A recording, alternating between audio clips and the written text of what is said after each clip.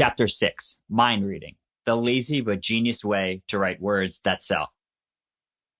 The vast majority of products are sold because of the need for love, the fear of shame, the pride of achievement, the drive for recognition, the yearning to feel important, the urge to look attractive, the lust for power, the longing for romance, the need to feel secure, the terror of the unknown, the lifelong hunger of self-esteem, and so on. Emotions are the fire of human motivation, the combustible force that secretly drives most decisions to buy. When your marketing harnesses those forces correctly, you will generate explosive increases in response. Gary Bencivenga. I have a secret to tell you. People don't buy things for what they are. They buy them for who and what they become from it. That's why no one cares about a 6-week workout program with a diet. Instead, they want the results of what that thing is going to give them. So a lot of trainers think their clients are different.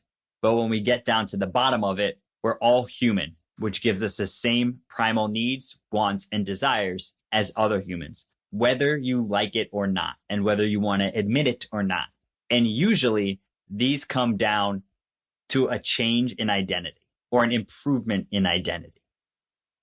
And when we look at emotions and desires, they can break down to things like sex, pride, wealth, intimacy, approval, security, a better deal, love, health, status, purpose, respect, association, and self-improvement. And that initial quote that I read by Gary Bencivenga does a great job of laying that out. So it's always about an increase in status and identity and how someone views themselves or how they view the perception of how other people view them. Marketing genius Russell Brunson does a fantastic job of making this point clear in his book, Expert Secrets. On a similar note, John Goodman, the creator of Personal Training Development Center, does an excellent job of explaining this concept in regards to social media in his book, Viralnomics.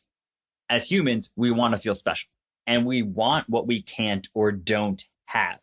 It's been this way since long before you were born and will continue to work this way probably for all of eternity.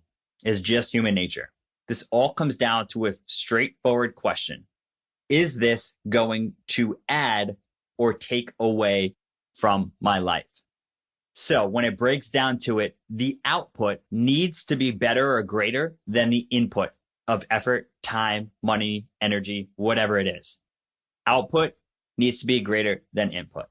So if your prospect answers that previous question, is this going to add or take away from my life? With a yes, you get a customer or a new client. But if they answer it with a no, and they don't see that value, they walk away and find someone who does answer that question with a yes. The best part is the customer research phase, or what I like to call the mind reading phase, is an annoying part of the process.